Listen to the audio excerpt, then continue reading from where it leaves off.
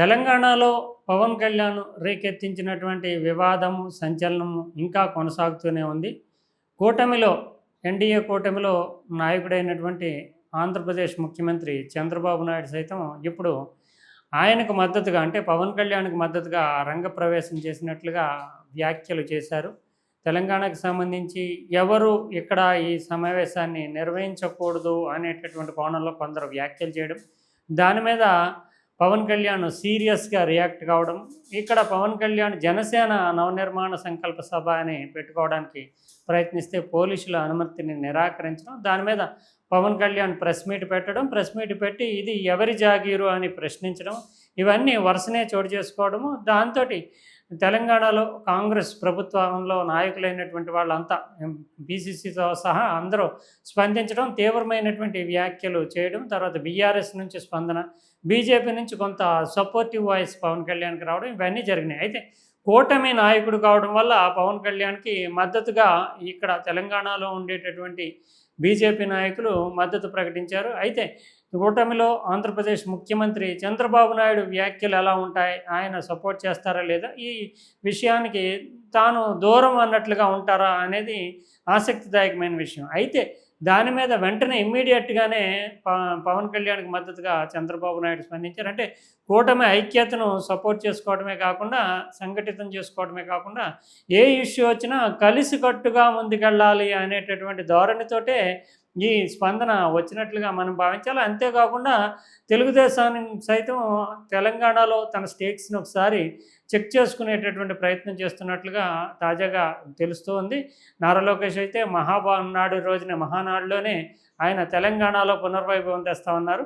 ఇప్పుడు పవన్ కళ్యాణ్ వివాదం ఉదంతం వేకెత్తిన తర్వాత దీనికి మద్దతుగా ప్రకటన చేయకపోతే కనుక తెలుగుదేశం రేపు పొద్దున వచ్చినప్పుడు ఇదే రకమైనటువంటి ప్రతిస్పందన వ్యక్తమయ్యే అవకాశం ఉంటుంది. అందువల్ల కూటమిలో భాగంగానే కాకుండా తాము కూడా తెలుగుదేశం నాయకులు కూడా అక్కడ పోటీ చేయనున్న నేపథ్యంలో దీనికి ఆయా సపోర్ట్ చేయాల్సినటువంటి పొలిటికల్ ఆబ్లిగేషన్ అనేటటువంటిది కనిపించి సాక్షాత్తు చంద్రబాబు నాయుడు అంటే ఇంకా తెలుగుదేశం ఒక స్టాండ్ తీసుకుని చెప్పినట్లుగానే చూడాల్సి ఉంటుంది. ఇక పవన్ కళ్యాణ్ తాను చేసిన వ్యాఖ్యల యొక్క రిపర్కషన్స్ అంటే ఇది మీ అయ్య జాగీరా అంటూ ఎవరైతే తనని విమర్శిస్తున్నారో, ఎవరైతే తనని తెలంగాణలో అడుగు పెట్టవద్దు అనేటటువంటి వ్యాఖ్యలు చేశారో వాళ్ళను ఉద్దేశించి ఇది మీ అయ్య జాగీర్ అన్నారు. కానీ తెలంగాణ సమాజానికి మాత్రం అది చెడు సంకేతంగా లేదంటే వక్రీకరణ రూపంలో వెళ్ళడంతో ఆయన బాటలో పడినట్లుగానే చూడాలి. అమరావతిలో ఆయన మాట్లాడుతూ తాను తెలంగాణలో సమావేశం పెట్టడాన్ని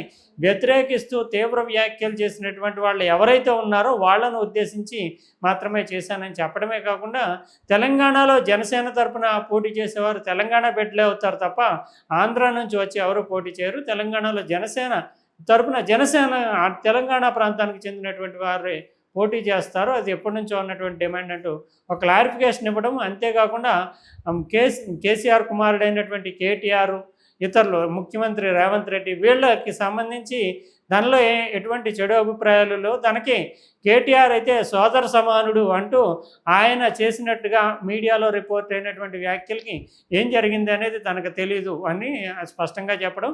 అంతేకాకుండా తన సమావేశ నిర్వహణని రేవంత్ రెడ్డి స్థాయిలో అడ్డుకుని ఉండరు, రేవంత్ రెడ్డికి తెలిసి ఉండే అవకాశం లేదంటూ పవన్ కళ్యాణ్ ఒక రకంగా చెప్పాలంటే కొంత దిద్దుబాటు ధోరణిలోనే వ్యాఖ్యలు చేశారు. వివరణ ఇచ్చినట్లుగానే చెప్పాల్సి ఉంటుంది. ఎందుకంటే ఆయన ఫోర్స్ఫుల్గా ప్రెస్ మీట్ పెట్టడం, సీరియస్గా కామెంట్ చేయడం, దాన్ని సోషల్ మీడియాలో వైరల్ అవుతూ ఏదో జరగబోతుంది అన్నట్లుగా వివిధ పార్టీలు దాని మీద స్పందన వ్యక్తం చేయడం, దీని పర్యవసానాలు తీవ్రంగా కనిపించడంతో తన అసలు ఉద్దేశం ఏంటి, అంతర్గతంగా తాను ఎవరిని ఉద్దేశించి వ్యాఖ్యలు చేశాడు, అందులోని తెలంగాణలో జనసేన పోటీ చేయడం అనేది ఇప్పుడేమీ కొత్త కాదు. గతంలో 2019లో పోటీ చేసింది, 2023లో మళ్ళీ పోటీ చేసింది ఆ బీజేపీతో పొత్తుతో. కానీ ఆ సందర్భంగా ఏమి పెద్దగా ఫలితాలు ఏమీ రావట్లేదు. ఇప్పుడు మళ్ళీ జిహెచ్ఎంసీ ఎన్నికల్లో ఒకసారి పోటీ చేద్దాం అనుకున్నప్పటికీ బీజేపీ అందుకు అనుకూలంగా ఉండకపోవడంతో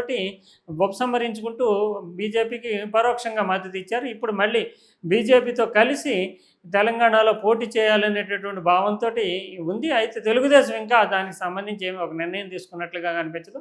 అందులో భాగంగానే పార్టీని సమాయత్తం చేసేందుకు ఈ నవనిర్మాణ సంకల్ప సభ పెట్టుకున్నట్లుగా దానికి ఎలాగూ రద్దయింది. ఇక ముందు ఏం జరగబోతుంది అనేది ఎలా ఉన్నప్పటికీ 2 రాష్ట్రాల్లోని రాజకీయంగా అంటే ప్రజల్లో ఎంత పెద్ద ఎత్తున చర్చ ఉంది అదంతా కాకుండా ఇంటలెక్చువల్ వర్గాలు లేదంటే మీడియా సోషల్ మీడియా వర్గాలు వీళ్లలో మాత్రం ప్రత్యేకించి పొలిటికల్ వర్గాల్లో పవన్ కళ్యాణ్ సృష్టించినటువంటి అలజడి పెద్ద ఎత్తున సంచలనంగా రాద్ధాంతంగా చర్చగా మారింది. దాని మీద ఇప్పుడు కూటమి నాయకుడు రంగంలోకి దిగి చంద్రబాబు నాయుడు మద్దతు ప్రకటించడమే. మద్దతు అంటే పూర్తి స్థాయిలో పవన్ ఏం చేశారు అనే దానికంటే పవన్ మీద నాయకులు చేసినటువంటి వ్యాఖ్యల్ని తప్పుపట్టారు. అంతేకాకుండా ఎవరు ఏం చేశారో ఏ ప్రాంతానికి ఎవరు ఏం చేశారు అనేది అందరికీ తెలుసు. అంటే తెలంగాణలో హైదరాబాదు సైబర్ సిటీ వీటన్నిటిని చంద్రబాబు నాయుడు తన హయాంలో నిర్మాణం జరిగిందంటే తన క్రెడిట్లో క్లెయిమ్ చేస్తూ ఉంటాడు. కాబట్టి ఆయన తెలంగాణకి ఎవరు ఏం చేశారనేది తెలుసు అని చెప్పడం. యూకే, అమెరికా, ఇతరత్ర అనేక దేశాల్లో మన తెలుగు బిడ్డలు ఎగ్జిక్యూటివ్స్ కింద ఉన్నత స్థానాల్లో ఉన్నారు. అటువంటి నేపథ్యంలో తెలంగాణలో మన వాళ్ళు ఉండడం తప్పేంటి అనేటటువంటి కోణంలో వ్యాఖ్యలు చేశారు. ఆయన వాస్తవంగా ఏమన్నారు, ఆ మీడియాలో ఏం రిపోర్ట్ అయింది అనేది చూద్దాం.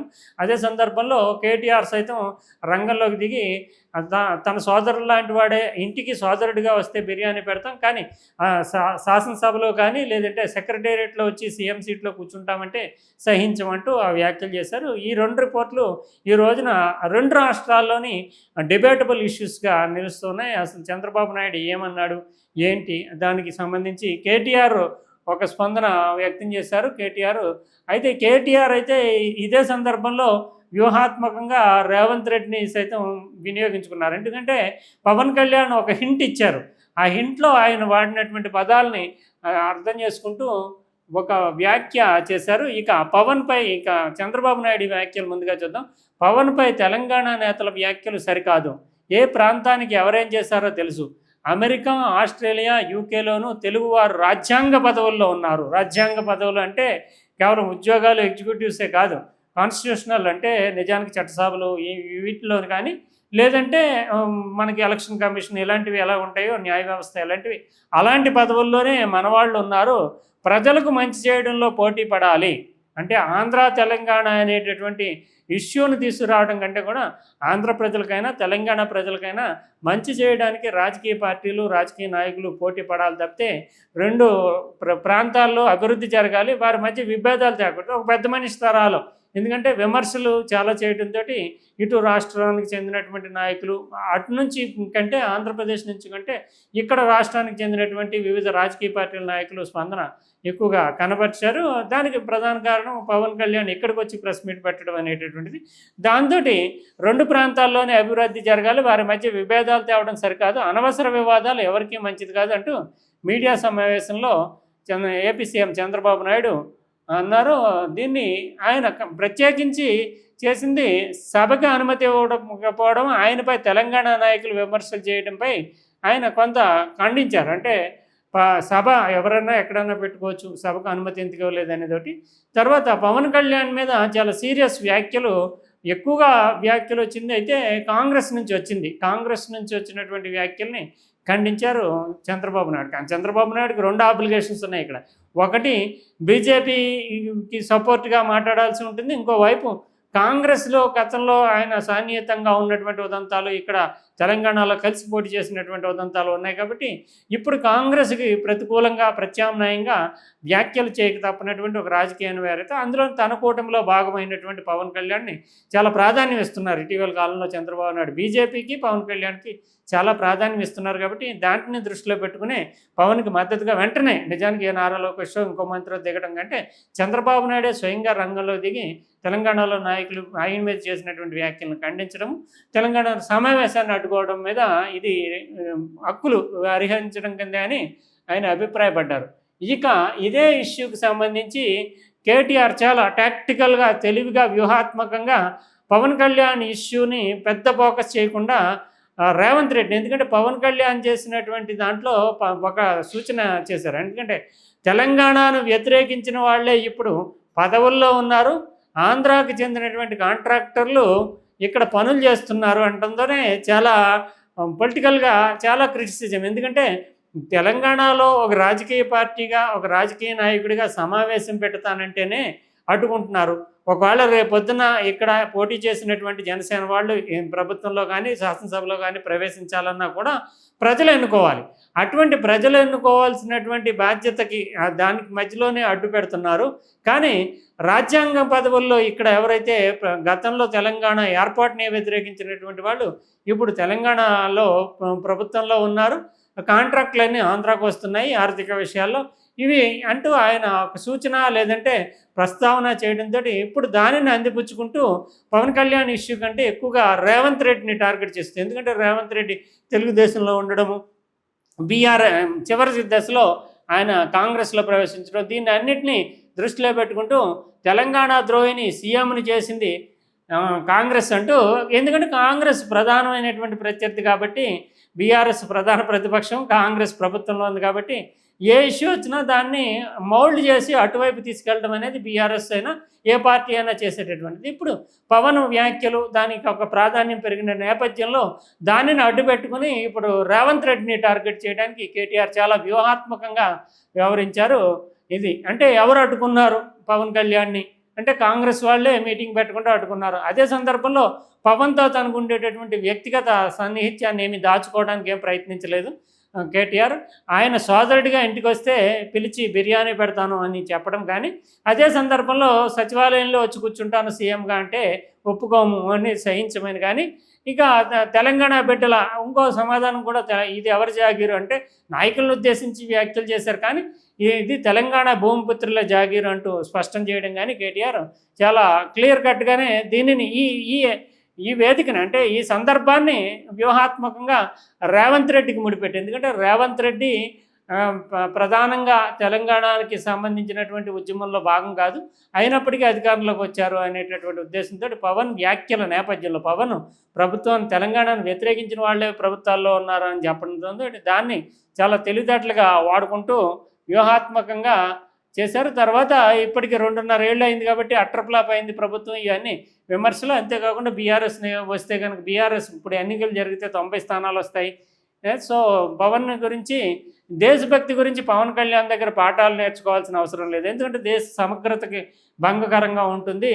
ఇది భారతదేశంలో అంతర్భాగం అంటూ పవన్ చేసినటువంటి వ్యాఖ్యల నేపథ్యంలో దేశభక్తి గురించి పాఠాలు నేర్చుకోక్కర్లేదు. సోదరుడిగా వస్తే బిర్యానీ పెడతాం, పెత్తనం చేస్తామంటే మాత్రం ఒప్పుకోమంటూ ఒక ప్రెస్ మీట్ పెట్టి రెండింటిని అంటే ఒకటి పవన్ కళ్యాణ్ది, 2 రేవంత్ రెడ్డిని మెయిన్ టార్గెట్ చేస్తూ పవన్ కళ్యాణ్ సందర్భాన్ని వినియోగించుకుంటూ కేటీఆర్ వ్యాఖ్యల్ని చాలా వ్యూహాత్మకంగా చేశారు.